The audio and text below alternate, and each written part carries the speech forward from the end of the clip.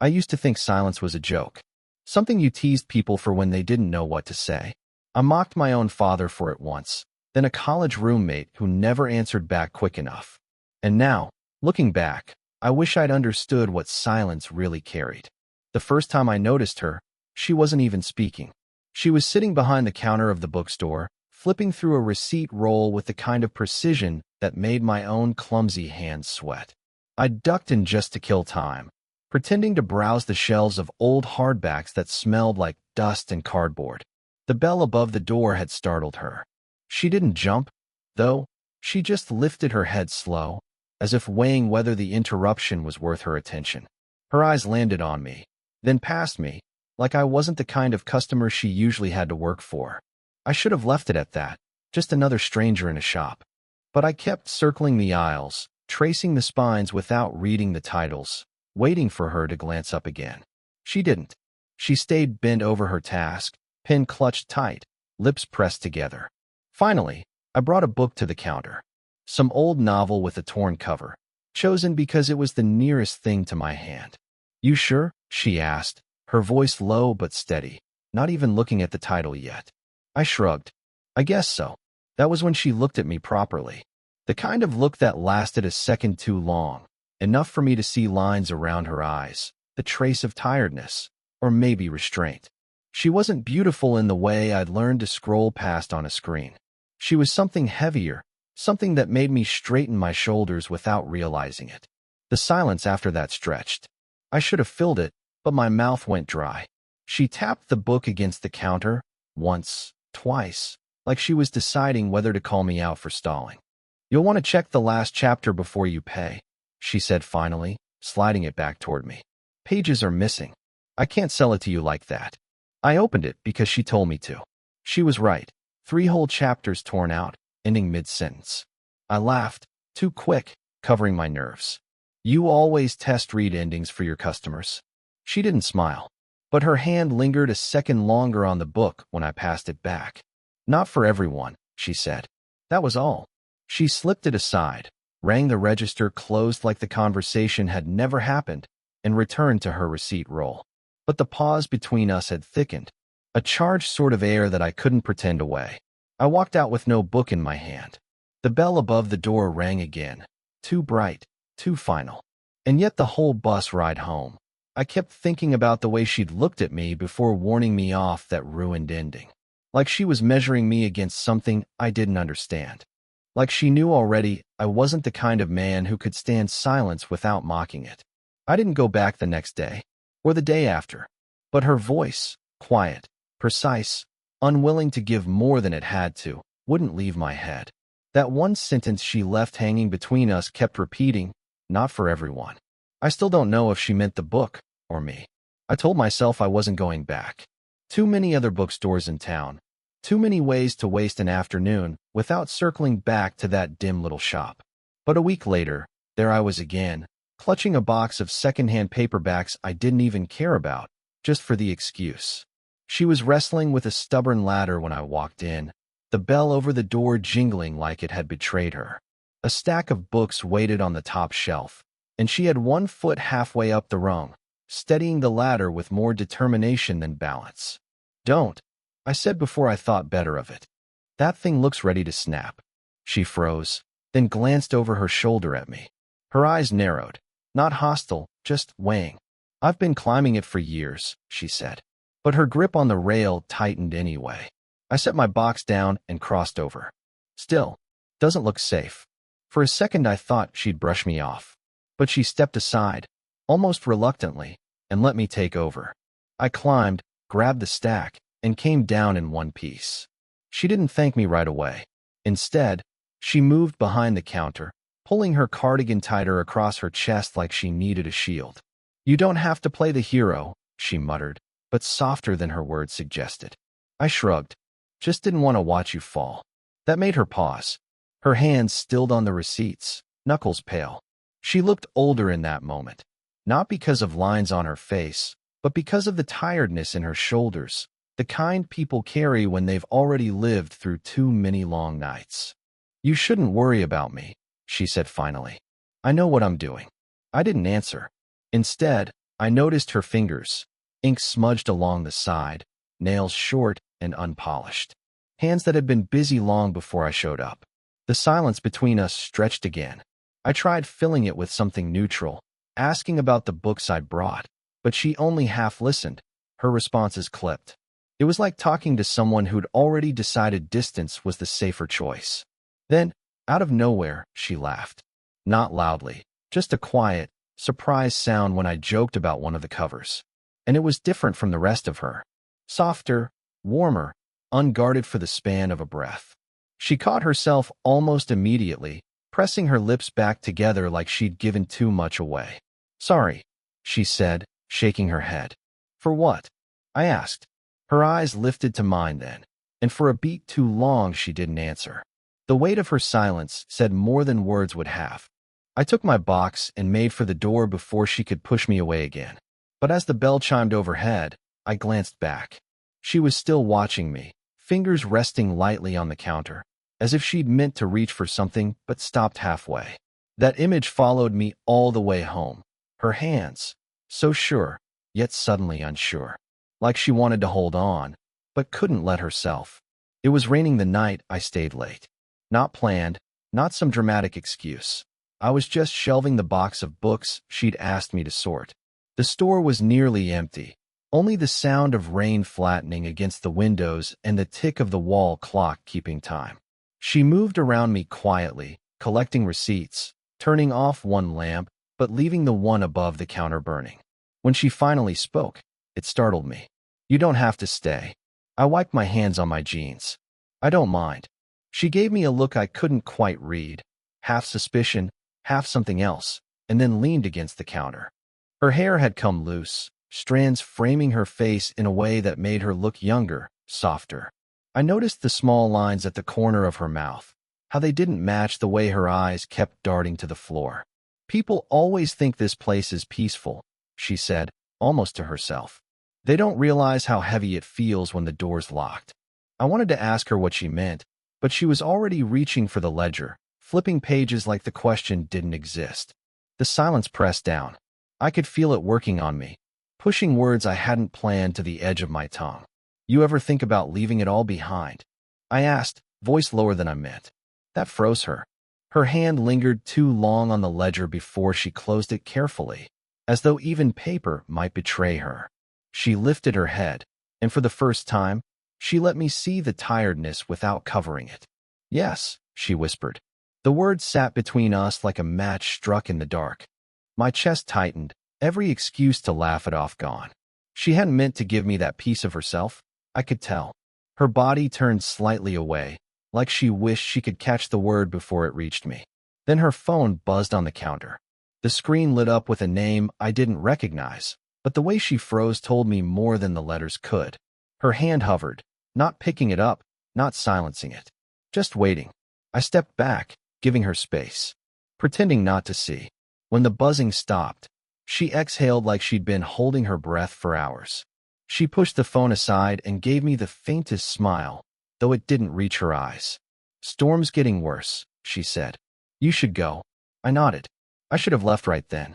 Instead, I lingered at the door, watching the rain streak the glass, the flicker of the overhead light catching in her hair. For a second, she looked up. Our eyes held. Neither of us moved, neither of us spoke. I almost did.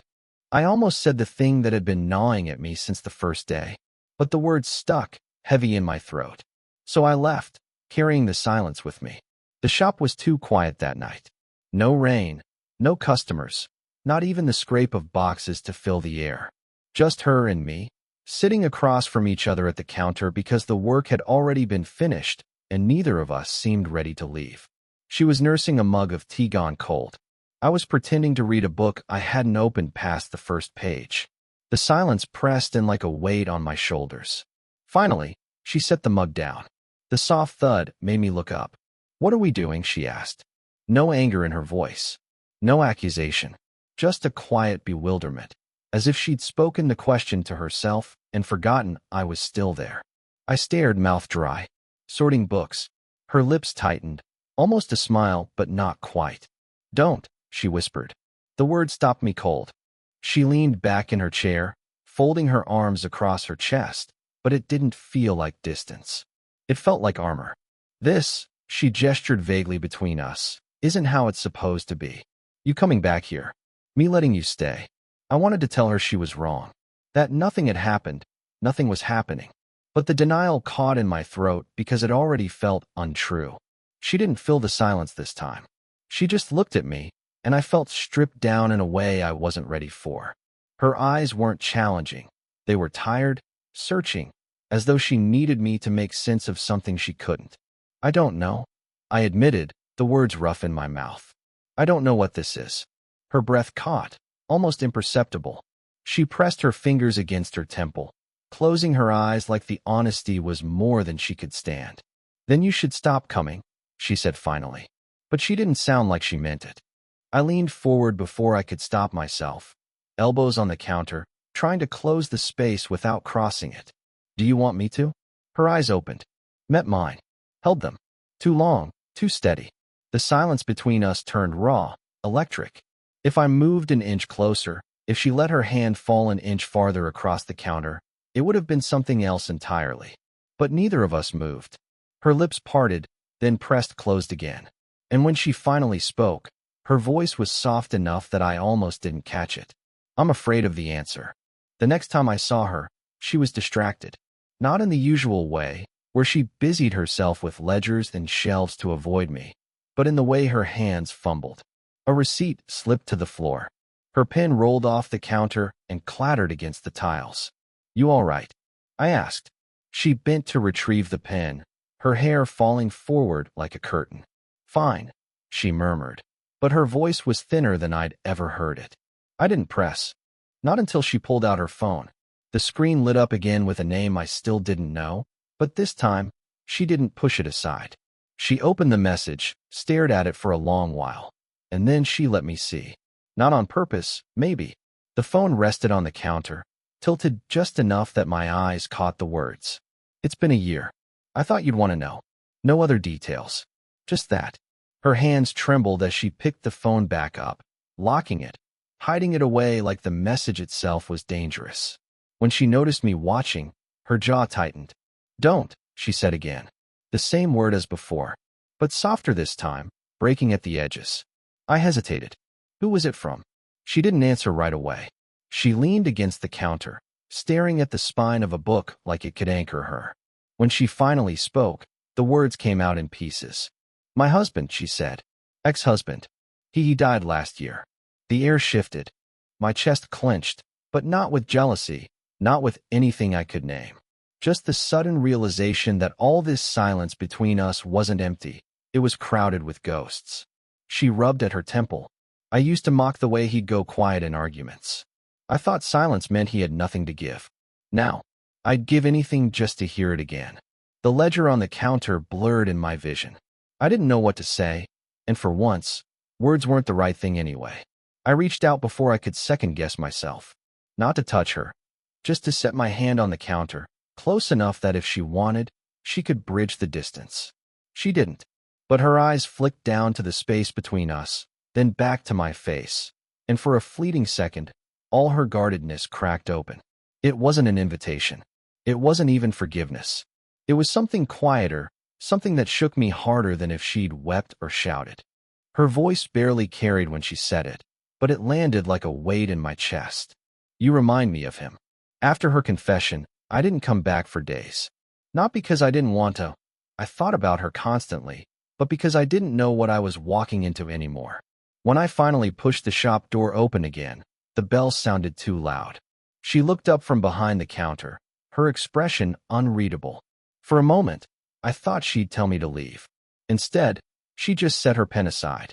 You came back, she said. I wasn't sure if I should. She folded her arms, leaning back as if distance might still save her. Neither was I. The air between us was dense with everything unsaid. I wanted to fill it, to explain myself, to demand an explanation from her.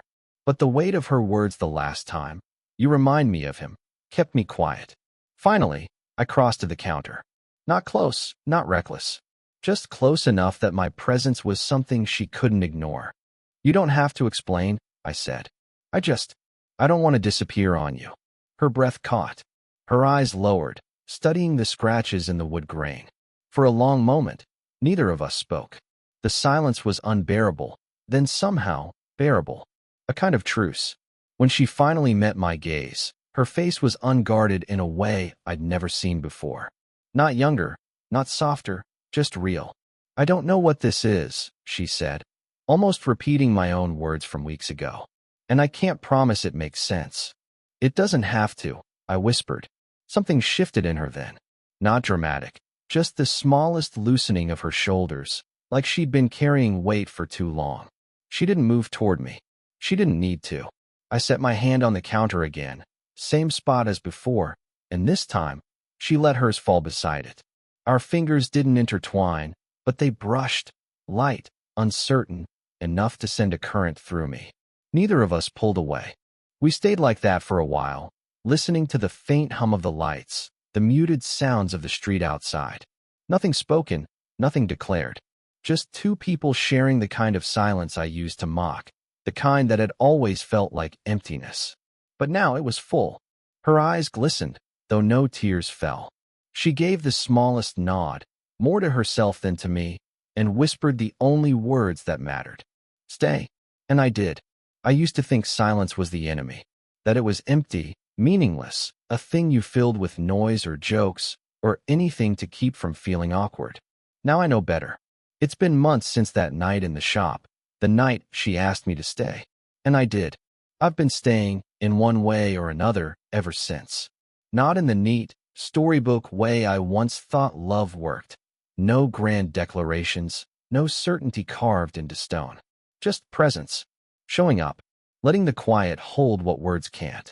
She doesn't talk about him much. Sometimes I catch her looking at the space beside her, like she's listening for a voice that isn't there anymore. When it happens, I don't try to fill the gap. I just sit with her. Sometimes, that's enough. What surprised me most wasn't how much she changed me. It's how much she let me change her. She stopped hiding behind her ledgers. Stopped pushing me away with clipped answers. I started to see her laugh without pulling it back, to hear her voice soften without apology.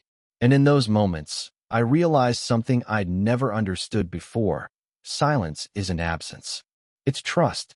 I used to chase noise, chase speed, chase proof that I mattered.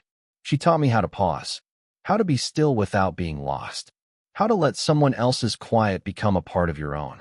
And maybe that's what love is, not fireworks, not speeches, not some perfect ending. Maybe it's just two people deciding, again and again, to stay when it would be easier to leave. We still don't have a name for what we are.